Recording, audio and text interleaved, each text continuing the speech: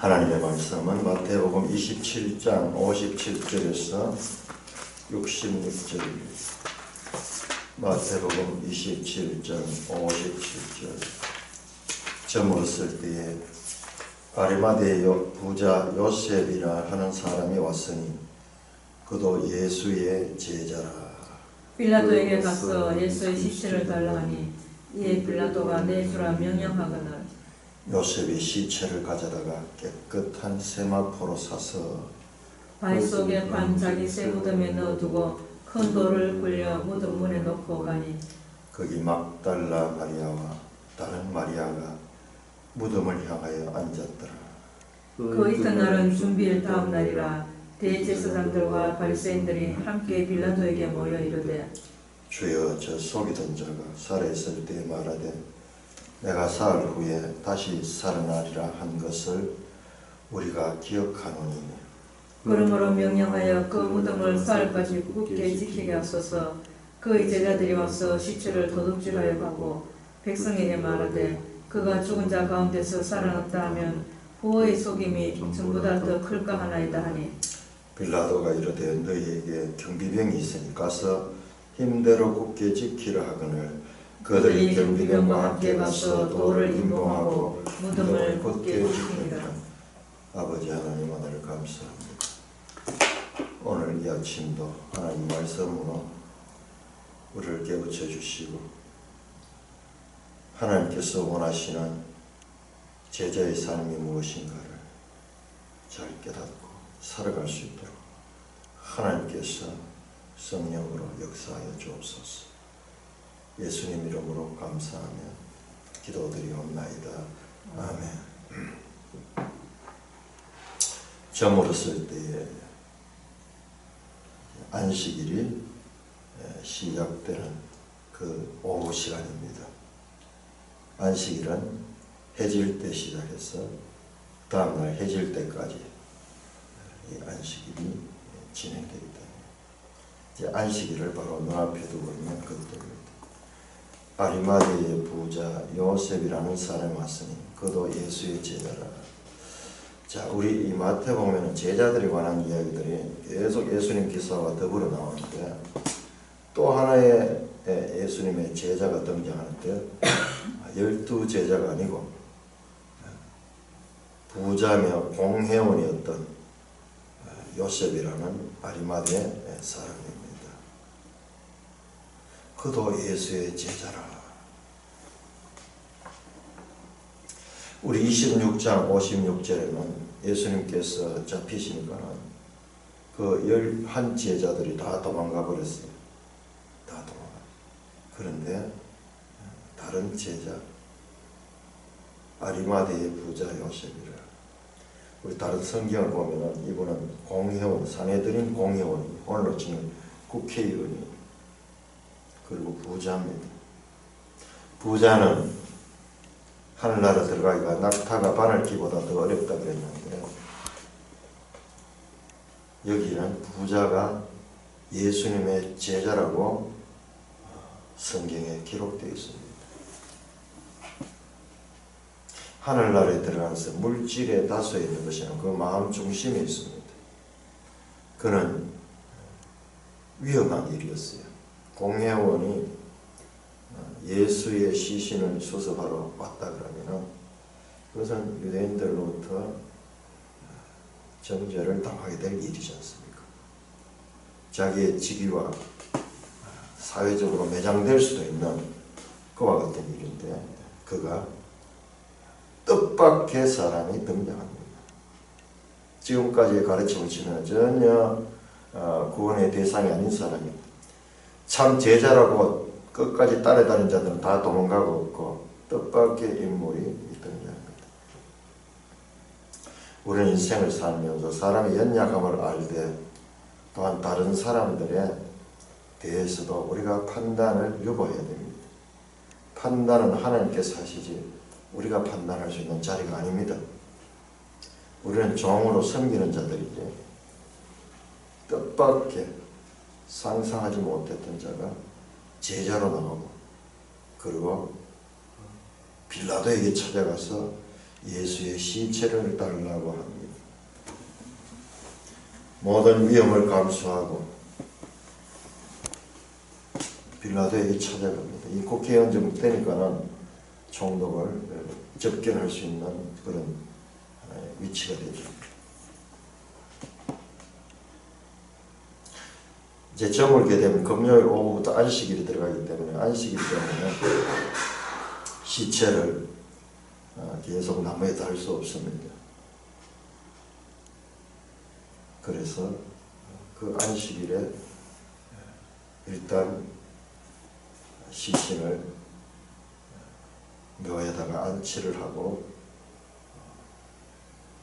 그리고 안식일이 끝난 후에 다시 수습을 할 수 있는 그렇죠. 일단은 나무에서 내려서 안치하려고 빌라도를 찾아갑니다. 빌라도가 내주라고 명령합니다.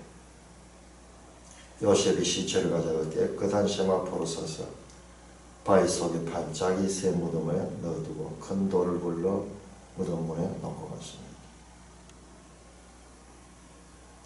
부자이기 때문에 자기가 죽으면은 사용할 무덤을 미리 사놓는 게 있었는데 거기다가 큰 돌을 굴러 맡깁니다. 그래서 깨끗한 세마포로 싸서 처참하게 십자가에 사형당해 죽어있는 예수님의 시신을 깨끗한 세마포에 싸서 아무도 무덤을 가지지 않는 새 무덤에다가 그 유대인들의 무덤은 무덤이 돌로 팠는 굴인데 그 속에 여러 사람이 같이 안장될 수 있는 그런 무덤입니다.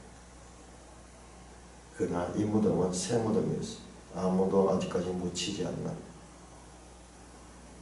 바위 속에 반짝이 새 무덤이고 큰 바위들을 굴을 파가지고 거기에 무덤으로 사용했습니다. 그리고 큰 돌을 굴러 무덤 문에 놓고 갔습니다. 그 입구를 봉했는 거죠. 거기 막달라 마리아와 다른 마리아가 무덤을 향하여 앉았더라. 자, 끝까지 이 여인들 막달라 마리아와 다른 마리아, 다른 성경을 보면은 야고보와 요셉의 어머니 마리아, 이들은 아마 요셉을 도와 시신을 수습하는데 끝까지 도왔을 것입니다.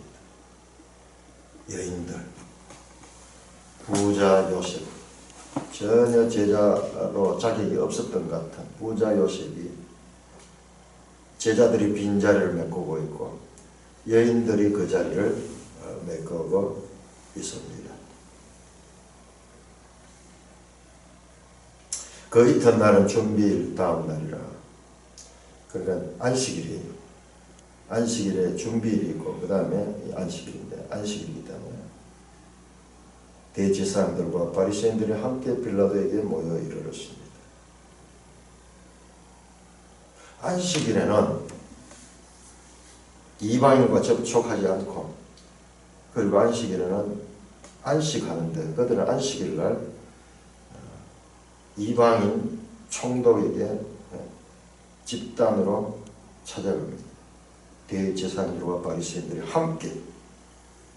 자, 예수님을 죽이는 데는 유대인들이 늘 함께, 자기들끼리 별로 관계가 좋지 않아요. 그러나 예수를 죽이는 데 있어 가지고는 이들은 항상 뜻을 함께 합니다. 빌라도를 향하여 주여 저 속이던 자가 빌라도를 향하여 주님이라고 부릅니다. 큐리오스. 저 속이던 자가 예수님을 길이요 진리요 생명 되신 예수님, 어둠 가운데 참 빛이었던 예수님을 그들은 속이는 자라고 말합니다. 진리를 거짓이라고 말하고 있습니다. 내가 사흘 후에 다시 살아나리라 한 것을 기억하소서. 무덤을 확실하게 지키소서. 제가 다시 자기들 제자들 와서 무덤을 훔쳐가 놓고는 부활했다고 그렇게 할 수 있습니다. 자기가 살아있을 때 늘 그 이야기를 했습니다. 사흘 후에 다시 살아나리라. 그 이야기가 다 알려져 있어요. 그러니까 무덤을 경비병이 지켜가지고 그런 일이 일어나지 않도록. 만약 이 시체를 도둑질해가고 부활하가 없다 그렇게 이야기하면 백성들이 다시 저 속이는 자들에게 더 속을 수 있기 때문에 전보다 속임이 더 클까 합니다. 빌라도가 이르되 너에게 경비병이 있으니 가서 힘대로 굳게 지키라. 그들이 경비병과 함께 가서 돌을 임봉하고 무덤을 굳게 지키니라. 이 경비병은 로마 경비병을 이탁합니다. 그래서 이 로마 경비병들이 가서 돌을 임봉하고 큰 돌에다가 이 임봉을 해가지고 문이 열렸다 하면은 그 표시 날 수 있도록 무덤을 굳게 지키게 하였습니다. 예수 부활 사건의 흑우성, 그것을 위에 세웠던 경비병들, 이들은요 나중에 28장 11절에 보면 예수 부활 사건의 가장 증인이 됩니다. 그들은 철저하게 지킨데도 불구하고 시신은 없어지기 때문에 여인들은 대담하게 예수님을 장사하기 위해 책임을 수행하는 바면 남자 제자들은 예루살렘으로 숨는 겁쟁이 모습으로 걸은 이것은 유대 독자들에게, 유대인들도 남존여비 사상이 강했거든요. 완전히 뒤엎는 그와 같은 기사를 마태는 보여주고 있습니다. 일부 유대인들은 법정 정인으로서 여성들을 인정하지 않을 정도였습니다. 여성으로 태어나지 않은 것을 사람의 축복으로 생각할 정도로 남존여비 사상이 강했던 그곳에서 여인들이 끝까지 예수님을 그 무덤에까지 함께하고 있습니다. 이들은 또한 부활의 증인으로 사용되게 됩니다. 자, 예수 그리스도의 이 사건은, 예수 그리스도 사건은 새 언약 사건이죠. 우리는 그 새 언약 사건에서 또 한 가지 우리가 알아야 되는 것은 새 언약은 이방인들에게 기회가 됩니다. 이방인 뿐만 아니라 여인들에게도 기회가 됩니다. 여인들. 지금까지 이 구원 계시의 발전성에서 이스라엘 유대인들 중심이었다 그러면 이제 이방인들 그리고 여인들의 시대가 됩니다. 우리 교회 역사를 보면 드러난 것은 남자들이지만 여성들의 역할이 중요하고 특히 교회 안에서는 여성과 남성이 동등한 가치를 부여받습니다. 그리고 여성들은 창조시에 할당된 역할, 돕는 배필로서 교회 안에서 남성들의 협력자가 되었습니다. 우리 한국교회도요, 남존여비 사상이 얼마나 강했습니까? 그런데 이 여인들을 올 때 갈 데 없는 아이들을, 여성들을 길러가지고 이화여자대학교가 그렇게 시작이 되었어요. 그들에게 가르치고 그들에게 인격적인 대접을 해주고 우리 교회 안에서도 남성반과 여성반이 따로 구별되어 있었는데 나중에 그런 것들이 철폐되며 기독교 사상이 들어오면서 고정관념, 특히 여성에 관한 고정관념이 무너지고 그리고 사회적인 약자들, 우리나라로 치면 그 신분의 그 백정들, 천민들, 태어날 때부터 이 상놈이라고 하면서 낙인 찍혀 있는 그 인생들, 그들에게도 공평한 기회를 주는 것이 우리 기독교 사상입니다. 지금 이런 데서 여기는 뭐 이렇게 하라 그 말 없잖아요. 그냥 사건만 나열하고 있는데 그 사건의 행간에서 우리는 이와 같은 사상을 발견하게 되고 이 사상은 온 세상에 차별을 철폐하고 그리고 묵은 관습들을 깨뜨리는 그와 같은 인권적인 그런 측면에서도 큰 역할을 하고 있습니다. 역설, 지금까지 있던 고정관념을 완전히 뒤엎어버리는 역설들이 마태복음 끝까지 이어지고 있습니다. 자, 마지막 장입니다. 28장 1절에서 20절까지 교독합니다. 안식일이 다 지나고 28장 1절 안식 후 첫날이 되리는 새벽에 막달라 마리아와 다른 마리아가 무덤을 보려고 갔더니 큰 지진이 나며 주의 천사가 하늘로부터 내려와 돌을 굴려내고 그 위에 앉았는데 그 형상이 번개 같고 그 옷은 눈같이 희거늘 지키던 자들이 그를 무서워하여 떨며 죽은 사람과 같이 되었더라. 천사가 여자들에게 말하여 이르되 너희는 무서워하지 말라. 십자가에 못 박히신 예수를 너희가 찾는 줄을 내가 아노라. 그가 여기 계시지 않고 그가 말씀하시던 대로 살아나셨느니라. 와서 그가 누우셨던 곳을 보라. 또 빨리 가서 그의 제자들에게 이르고 그가 죽은 자 가운데 살아나셨고 너희보다 먼저 갈릴리로 가시나니 거기서 너희가 배우리라 하라. 보라 내가 너희에게 일렀느니라 하거늘. 그 여자들이 무서움과 큰 기쁨으로 빨리 무덤을 떠나 제자들에게 알리려고 다름질할세. 예수께서 그들을 만나 이르시되 평안하냐 하시거늘 여자들이 나아가서 그 발을 붙잡고 경배하니 이에 예수께서 이르시되 무서워하지 말라. 가서 내 형제들에게 갈릴리로 가라 하라. 거기서 나를 보리라 하시니라. 여자들이 갈 때 경비병 중 몇이 성에 들어가 모든 된 일을 대제사장들에게 알리니 그들이 장로들과 함께 모여 의논하고 군인에게 돈을 많이 주며 이르되 너희는 말하기를 그의 제자들이 밤에 와서 우리가 잘 때 그를 도둑질하여 갔다 하라.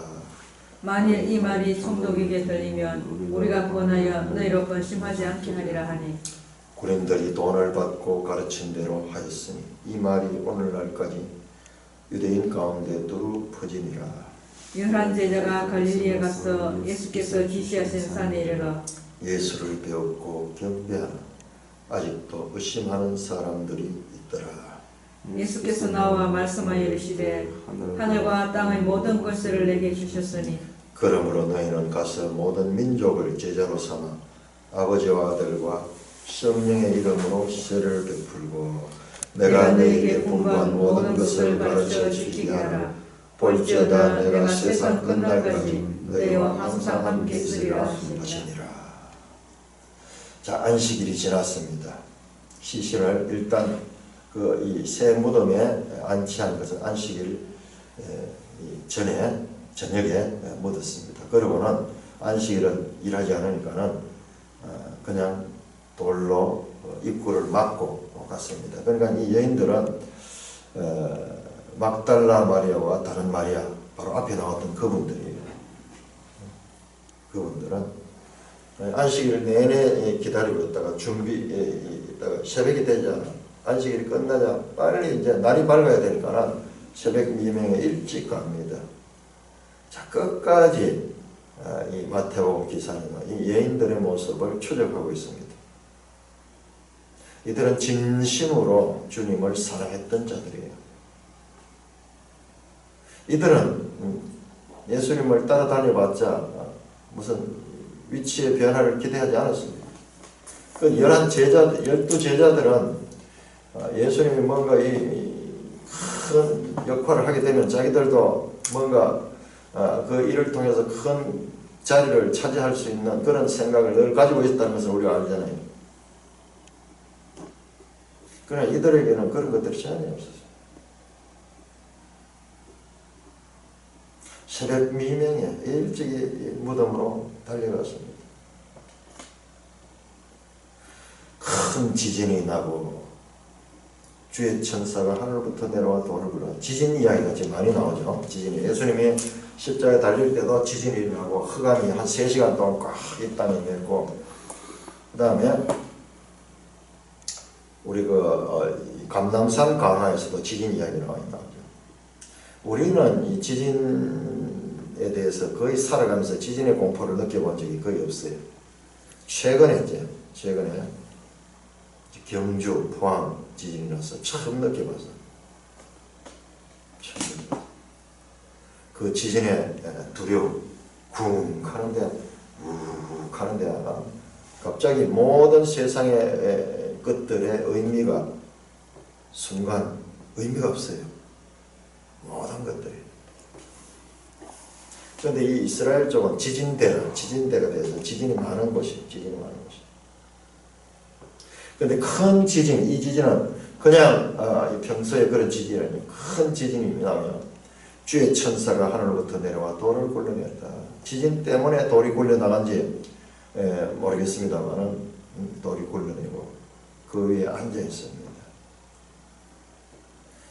그 형상이 번개하고 그 옷은 눈같이 희다. 천사가 마치 변화산에서 주님의 옷이 희고 그리고 인자가 임함이 번개가 동에서 서해같이 임함같이 그렇게 임한다 말씀했듯이 번개 같고 그 옷은 눈같이 이 땅의 이 물질적인 세계와는 전혀 다른 그와 같은 형상입니다. 지키는 자들, 로마 경비병들이죠. 로마 경비병들은 전쟁 경험도 많고 아주 막강한 군사들입니다. 그런데 그들이 그를 무서워하여 떨며 이 천사들 보고 떨며 죽은 사람같이 되었더라. 하늘에서 온 천사들을 보게 되니까는 이 죄인들의 이 반응은 두렵습니다. 무섭고 그리고 죽은 사람같이 되었더라. 우리 성경은 다니엘서도 그렇고 요한계시록에 보면 요한에게 천사가 나타났을 때 요한이 계시록 1장 17절 죽은 사람같이 되었다. 그 앞에 엎드려가지고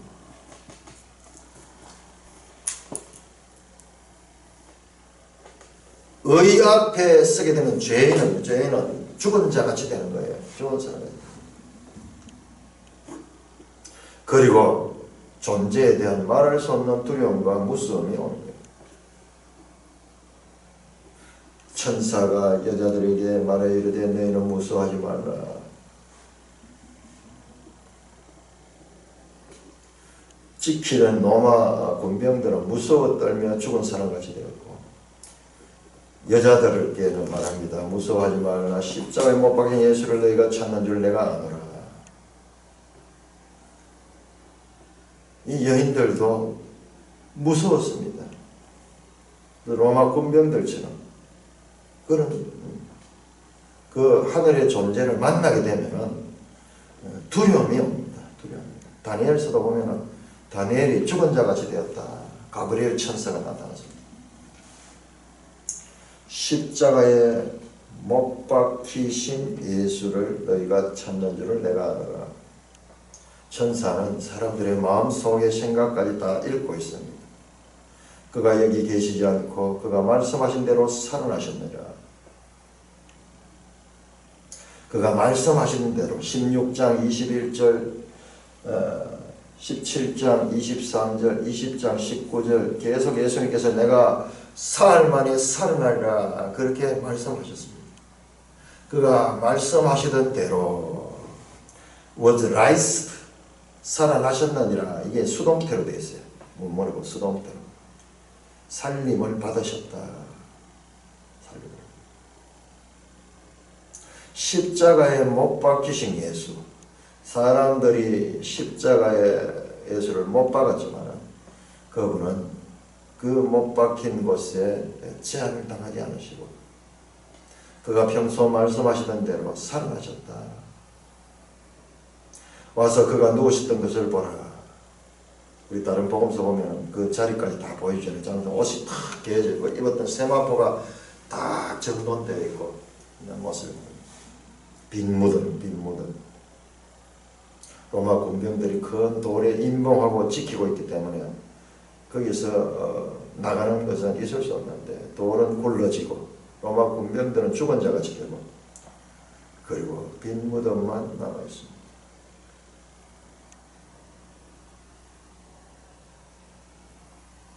죽은 자 가운데서 살아나셨고 자, 누우셨던 것을 보여주고 빈 무덤, 몸의 부활. 예수님은 몸이 부활하셨습니다. 영의 부활이 아니고 몸의 부활입니다. 시신 자체가 부활했습니다. 다음 7절 또 빨리 가서 두 가지입니다. 하나는 부활의 목격자, 그가 누웠었던 곳, 그 시신이 부활해서 없어졌다는 거예요. 그 다음에 두 번째 또 빨리 가서 그의 제자리에 이르되 그가 죽은 자 가운데 살아나시고 너희보다 먼저 갈리로 하시니 제자들에게 부활의 증인이 되는 겁니다. 부활의 증인. 두 가지입니다. 그들은 예수님의 이 죽으심이 부활로 끝이 났다는 것을 확인한 자들이고, 그 다음에 그들이 확인한 것을 제자들에게 제일 먼저 증인이 되고, 제자들은 또한 이제 부활이 증인이 됩니다. 그래서 최초의 부활의 증인이 막달라 마리아와 다른 마리아예요. 다른 마리아. 여인들입니다. 이 정말 이 역설이에요, 역설. 유대인들 가운데서는요, 좀 근본적인 사람은 여자에게는 증인의 자격이 없습니다. 여자를 믿을 수 없던 자들, 여자를 멸시하고 천대하는 그런 사상이 팽배했습니다. 남존여비 사상이 팽배했다. 그런데 그 여인들이 이 위대한 구원의 사건의 증인으로 사용되고 있습니다. 역설입니다. 역설. 그리고 먼저 갈릴리로 가시니 거기서 배우리라 하면서 보라 내가 너에게 일렀느니라 하거늘 천사들이 예수님이 부활했고, 그리고 갈릴리에서 다시 제자들을 만날 것을 말씀합니다. 그 여자들이 무서움과 큰 기쁨으로 빨리 무덤을 떠나, 이 여자들은 새벽에 왔다가요, 그야말로 일생 경험하지 못한 무서움을 경험합니다. 천사를 직접 만나게 됩니다. 무서움과 더불어 큰 기쁨, 이게 우리 신앙인들이 느낄 수 있는 주님을 체험했을 때 느끼는 감정이에요. 한편으로는 두렵고 다른 한편은 큰 기쁨이 밀려오는 이 고난당할 적에, 이 고난 속에 우리가 하나님을 만날 수 있게 되는데, 심령이 가난해질 적에 우리는 파괴되는 것을 느낍니다. 그러면서 또한 주님을 만나게 될 때 오는 영적 기쁨, 새 생명의 기쁨이 있습니다. 그 여자들이 무서움과 큰 기쁨으로 빨리 무덤을 떠나 제자들에게 알리려고 다름질했다. 빨리 다름질하다. 이 새벽 시간에 엄청난 사건이 발생합니다. 자, 가는 길에 예수께서 그들을 만나 이르시되 평안하냐 하시니 여자들이 나가서 그 발을 붙잡고 경배하니 예수님이 직접 나타났습니다.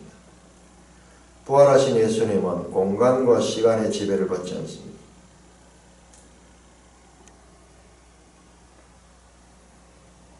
여자들이 나가서 그 발을 붙잡고, 몸의 부활입니다. 예수님의 몸이 부활했습니다. 그냥 영적으로 부활한 것이 아니고 그 발을 붙잡을 수 있을 정도입니다. 경배하니 예수께서 이르시되 무서워하지 말라. 가서 내 형제들에게 갈릴리로 가라 하라. 거기서 나를 보리라 하시니라. 예수님께서도 무서워하지 말라. 그러니까 우리 여기에서 3절에 8절에 5절에 10절에 무서움이 나와요. 천사들을 만났을 때 또는 예수님을 만났을 때 무서움이 쫙 오는 그런 것들. 그때 우리는 그 존재만 만나도요, 우리가 죄인됨, 우리가 더러운 죄인됨이 확 드러나게 되는 거예요. 죄인들은 하나님의 천사를 보면 또는 예수님을 만나게 되면 무서움을 가지게 됩니다. 자, 가서 내 형제들에게 갈릴리로 가라 하라. 자, 앞에 7절 보세요. 이 천사는 가브리엘 천사일 거예요. 가브리엘 천사. 이 가브리엘 천사는 예수님의 이 탄생을 마리아에게 알렸던 그 천사이기도 하고, 또한 그 부활 사건도 알리는 천사고, 이 가브리엘 천사는 다니엘 시대 때 다니엘에게 나타났던 그 천사예요. 그 천사들은 죽음이 없습니다. 이 하나님의 나라의 세계는요, 이 땅하고 달리 그에는 영원한 생명이에요. 그러나 그때 수백 년 전에 그 천사가 그 천사예요. 자, 빨리 가서 그의 천사에게 이르라고 가브리엘 천사는 말했습니다. 그런데 예수님은요, 가서 내 형제들에게 갈릴리로 가라 하라. 제자들을 이제 형제라고 말하고 있습니다. 자, 우리는 기억합니다. 12장에서 예수님께서 말씀을 전하고 있는데 예수님의 친어머니와 그 형제들이 찾아왔습니다. 그때 예수께서 누가 내 어머니고 누가 내 형제냐, 이 말씀을 듣고 행하는 자가 내 형제고 내 가족이다. 새로운 가족 개념을 말했습니다. 그래서 교회 안에서는 형제 자매 개념, 이 개념은 가장 영광스러운 개념이에요. 이건 뭐냐? 하나님의 형제예요. 하나님의 가족이라는 거지. 하나님의 가족 됐다는 것보다 더 영광스러운 호칭이 어디 있습니까? 예수님께서 친히 사용하신 호칭이고, 사도들이 형제들아 그렇게 사용하는 호칭이에요. 그런데 이 호칭보다도 직분이 점점 강조되게 되면은 이 공동체성이 약해지고 차별과 그리고 높고 낮음, 세상적인 질서가 들어오게 되는 거예요. 내 형제들에게 그리스도 안에서 모든 자들이 가족이다.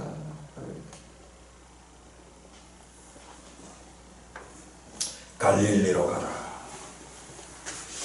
자, 여자들이 갈 때에 경비병 중 몇 사람이 성에 들어가지고, 여자들도 가고 경비병들도 막 이 성에 들어가지고 놀래가지고 이것을 보고합니다. 대제사장에게 보고하니까, 자 보세요. 마지막까지 등장하는 이 성전 중심의 유대 종교인들의 모습, 그들이 장로들과 함께 모여 의논하고, 다시 이들이 다 모여가지고 의논하며 군인들에게 돈을 많이 주며 이르되 너희는 말하기를 그의 제자들이 훔쳐갔다고 하라.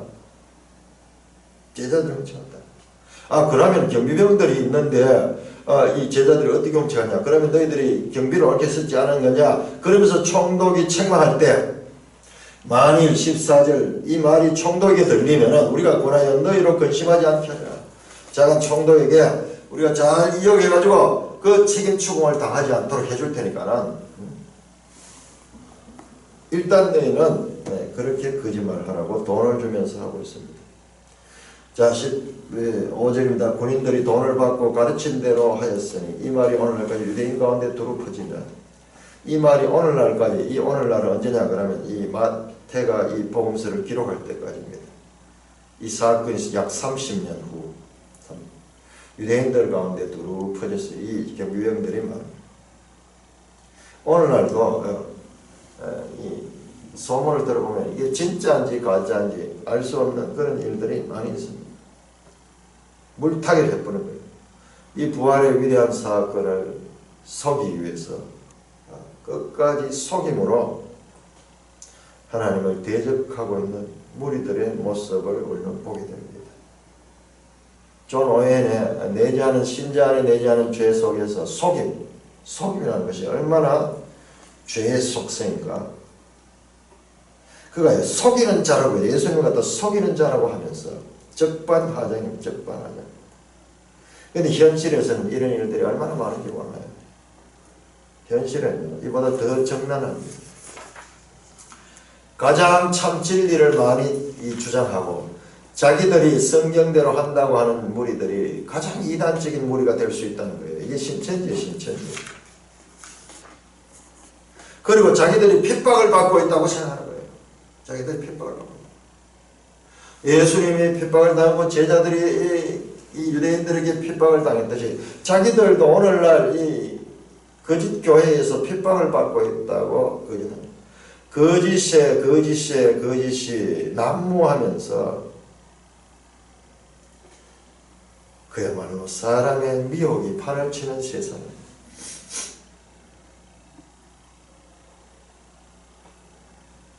끝까지 이 유대 종교 지도자들은 예수님의 사역의 흔적을 지우기 위해서 공모하고 돈을 쓰고 있는 장면을 마지막으로 보여주고 있습니다.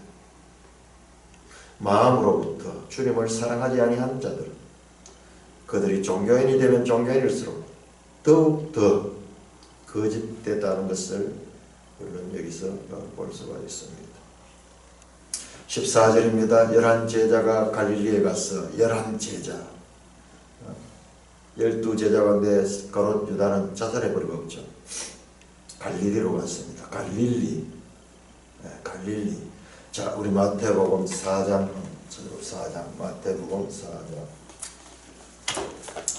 자, 마태복음 4장과 마태복음 마지막 장이 소위 인클루지오, 수미상관을 이루고 있는 모습을 많이 봅니다. 수미상관. 처음과 끝. 4장이 뭐냐 그러면 4장이 예수님 공생애가 시작하는 시작. 마귀의 시험을 받고 시작하잖아요.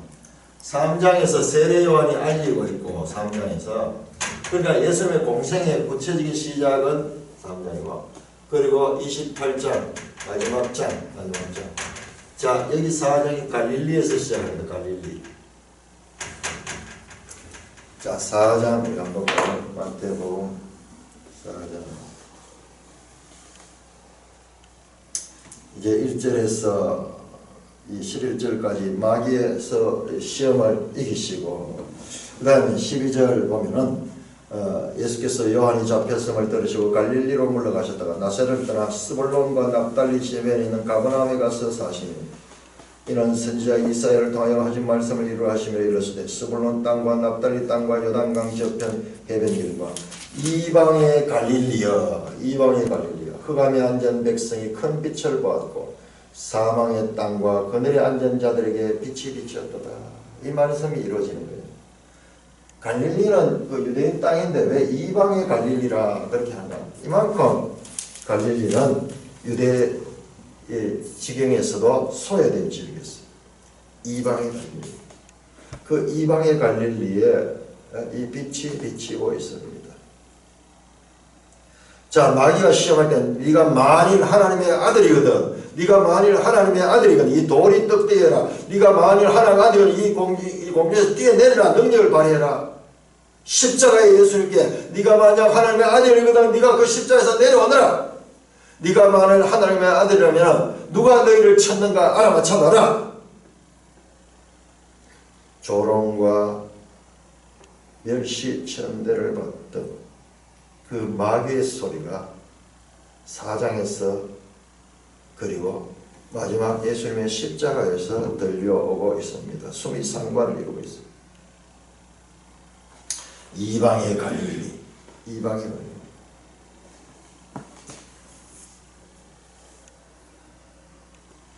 열한 제자가 예수께서 지시하신 산에 이르러 마태복음 5장은 산상수훈으로 시작합니다. 5장은 산에서 시작합니다. 마지막 28장 마지막 또 산이 등장합니다. 이 같은 갈릴리에 있는 산이에요. 이 산의 이름은 특정하고 있지 않지만 산입니다. 마태복음의 산에 대해서 연구한 성경신학자가 있어요. 변화산, 산이 무엇입니까? 산이 이 땅 가운데서 이 지구 가운데서 하늘과 가장 가까이 솟아 올라온 것이 이 산입니다. 높은 곳이 높은 산.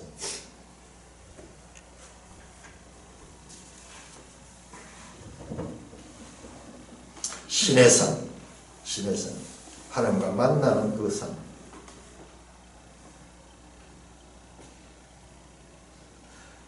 지시하신 산. 제자들은 다 알고 있어요. 이 산에 자주 갔었습니다. 과거에 갈릴리 있을 적에.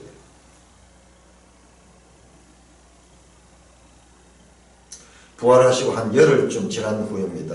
한 열흘쯤 지난. 11제자들 예루살렘에 있었는데 그들이 다시 이제 갈릴리로 예수님의 말씀 따라서 다 올라왔어요. 요한복음은 해변에서 만난 장면을 보이고 있죠. 마태복음은 산에서 있었던 일입니다. 예수께서 지시하신 산에 이르러 예수를 배웠고 경배하는 아직도 의심하는 사람들이 있더라. 끝까지 마태복음은 사람의 연약성, 부활해도 믿지 못하는,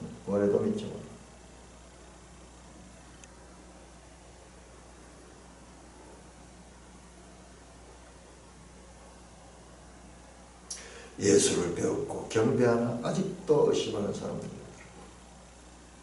자, 마태복음에서 가장 저는 이번에 공부하면서 보면 마태복음에서 핵심 구절을 빼라 그러면 두 가지가 하나는 사람으로는 할 수 없으되 하나님은 할 수 있다. 이 말씀과 또 예수님께서 친히 말씀하셨다. 하나님을 사랑하고 이웃 사랑을 내 몸같이 사랑하라. 하나님과 사람의 관계. 예수님께서 내 주 하나님을 사랑하라. 그와 같이 내 이웃을 내 마음같이 사랑하라. 그와 같이 하나님 사랑이 사람 사랑이에요. 하나님의 형상과 하나님의 모양을 따라 지음을 받은 인간, 하나님으로부터 이 모든 피조물들을 위탁받은 그와 같은 주권적인 이 땅에 대한 주권을 가지고 있는 그 인간, 하나님 사랑한 자는 그 하나님의 자녀를 사랑할 수밖에 없습니다.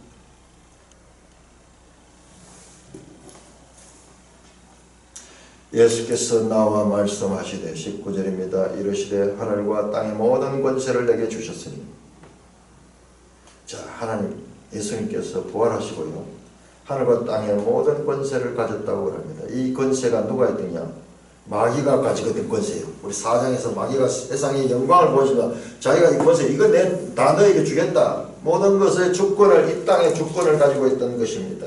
그런데 그 주권이 이제 예수님께서 다 받았다고 말합니다. 내게 주셨다고 말합니다. 자, 다니엘 7장, 다니엘 10장. 그러니까 마태복음을 바로 이해하려고 하면 다니엘서를 우리가 잘 알아야 돼요. 이 감람산 강화에서도 그렇고 다니엘서 예언이 여러 번 등장했습니다. 그런데 우리 다니엘서를 읽으면서 참 다니엘서만 가지고는 이해되지 않는 하늘의 놀라운 광경이 나옵니다. 13장 14절 13절 14절 7장 다니엘 7장 13절 14절 내가 또 밤 환상 중에 보니, 환상이에요. 다니엘이 본 환상 속에서 본 거예요. 인자 같은 이가 하늘 구름을 타고 와서 옛적부터 항상 계신 이에게 나아가 그 앞으로 인도되네. 그에게 권세와 영광과 나라를 주고 모든 백성과 나라들과 다른 언어를 말하는 모든 자들이 그를 섬기하시니 그의 권세는 소멸하지 아니하는 영원한 권세요 그의 나라는 멸망하지 아니할 것이라. 이거예요, 이 장면. 자, 보세요.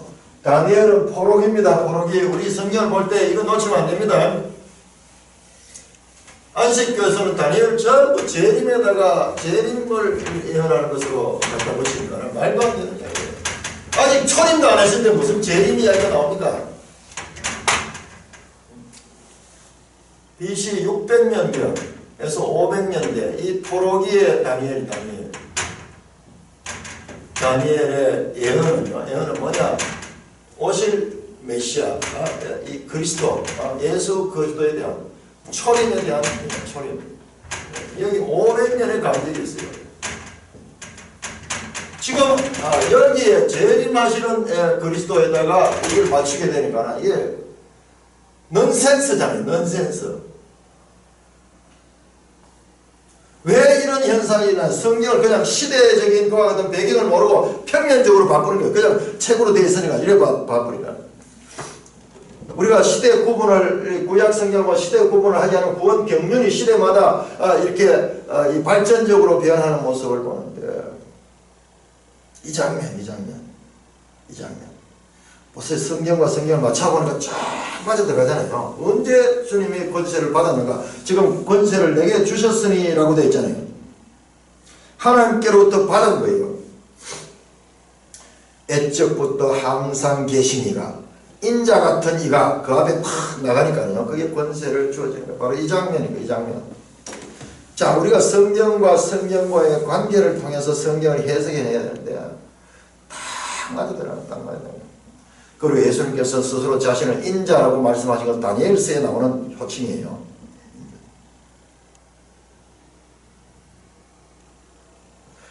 다니엘이 환상 가운데 봤는데 장차 있을 그 메시아가 와서 하늘로부터 영원한 권세를 위임받는 것이다. 이 땅에서 볼 때는 이게 보이지 않아요. 그냥 말씀으로 나타나지 말아요. 이게 하늘의 엄청난 그와 같은 장면을 이 다니엘은 봤는 거예요. 바로도 자기가 뭔지 어떻게 알았겠어요? 그냥 기록만 했을 뿐이지. 근데 우리는 66권 성경을 가지고 이렇게 쫙 보니까는 이게 한눈에 보이는 거예요. 이야, 그렇구나. 다니엘이 말한 바 멸망에 가정한 것이 쓴 것을 보거든 그때 너희는 산으로 도망가라. 이게 9장에 다 나옵니다. 9장에. 다니엘 9장 보세요. 다니엘 9장.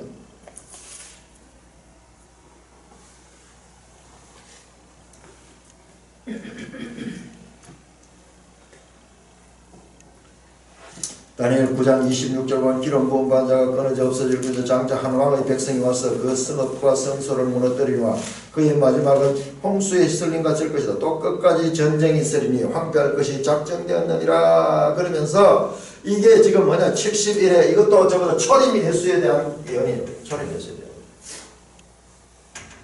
넌센스잖아. 이걸 재림으로 갖다 붙이는 거야. 기본이 성경을 봐도 그냥 자기가 먼저 보고 싶은 것을 정해놔놓고 그거다 끼 맞추니까 저와 같은 말도 안 되는 일들이 일어나는 거예요. 이게 우리의 모습이에요. 우리의 모습이에요. 아전인수, 자기중심적인 그와 같은 해석. 자, 이 권세를 주님께서 받고 그러나 땅에서 볼 때는 아무도 보이지 않아요. 그러므로 너희는 가서 모든 민족을 제자로 삼아 아버지와 아들을 성령의 이름으로 세례를 베풀고 내가 너희에게 분부한 모든 것을 가르쳐 지키게 하라. 볼지어다 내가 세상 끝날까지 너희와 항상 함께 있으리라. 너희는 가서 제자들에게 파송합니다. 모든 민족을 제자로 삼아서 모든 민족입니다. 새로운 대상입니다. 우리 이 마태복음 안에도 계속 유대인을 놓지 않는데 이스라엘에만 가라. 이스라엘은 가라. 그런데 이제 마지막에는 예수 십자가 사건 이후에는 이제 모든 민족을 어떻게 제자로 삼습니다. 그리스도인은 제자입니다. 제자.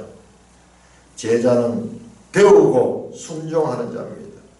모든 신자들이 제자입니다. 모든 신자들이 제자입니다. 제자 훈련을 받은 자들만 제자가 아니고 그러니까 모든 신자들이 제자처럼 배워야 돼요.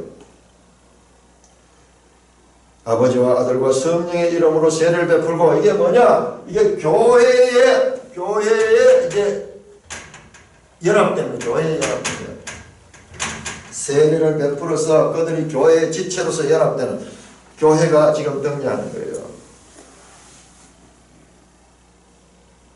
그리고 내가 너에게 분부한 모든 것을 가르쳐 지켜야 하라. 자, 예수님께서 뭘 분부했습니까? 무슨 것을 분부했습니까? 마태복음에 구체적으로 나옵니다. 마태복음 5장에서 7장에 나오는 산상수훈 그리고 10장에 나오는 제자들에게 성교를 위임할 적에 12를 부르시고 파송할 적에 그때 가르친 말씀 그 다음에 13장에 나오는 비유 여러 비유가 나오죠. 그리고 18장에 나오는 이 하나님 나라의 지체들의 서로 사랑해야 될 것. 형제가 죄를 범하면 몇 번 용서해줘야 됩니까? 1번이라도 용서해줘요. 또 누가 죄를 범해서 먼저 교회가 이 1대1로 가서 이야기하고 둘째는 두세 증인을 데려가고 셋째는 이 교회가 바리새 이방인과 세리처럼 여기라. 쫓아내고 아니고 끝까지 사랑해라는 말씀. 끝까지 사랑해. 그리고 마지막 24장에서 25장에 감람산 광화 마태복음에는 5설교 이게 예수님께서 특별히 명령하여 가르친 것입니다. 이 내용들이 나오는 부에는요, 예수께서 말씀하시기를 마치시고 예수께서 명하시기를 마치시고 그렇게 딱 나와요. 모세 오경처럼 5설교 이 속에 교회에 대한 이 말씀도 있고 그리고 이 재림에 대한 말씀도 있고 제자도로서 어떻게 살아야 될 것인가에 대한 말씀들이 다 있습니다. 너희 중에 큰 자는 먼저 섬기는 자가 되어야 된다. 이런 말씀도 다 이 속에 들어있습니다. 이게 교회가 배워야 될 거예요. 교회가 가르쳐야 될 것이며 또한 교회가 배워야 될 것입니다. 내가 너에게 분부한 모든 것을 가르쳐 지키게 하라.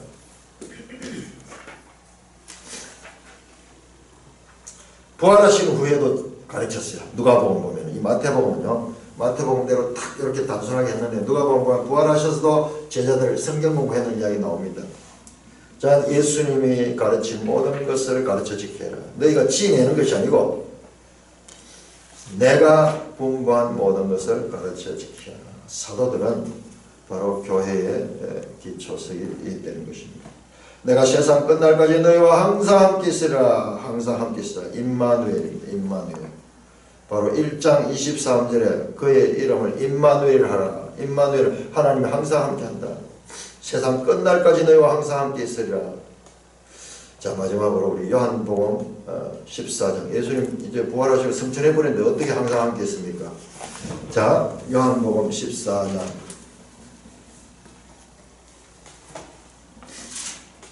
그냥 우리가 이런 말씀을 그냥 그런 모양도 10절은 다 승천하고 안 계시는데 예수님 어떻게 함께 계시냐? 어떻게 이 말씀이 이루어지는가?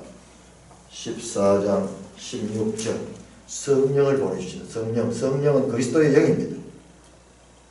14장 16절. 내가 아버지께 구하겠으니 그가 또 다른 보혜사를 너에게 주사 영원토록 너희와 함께 있게 하리니. 예수님이 보혜사고요. 또 다른 보혜사.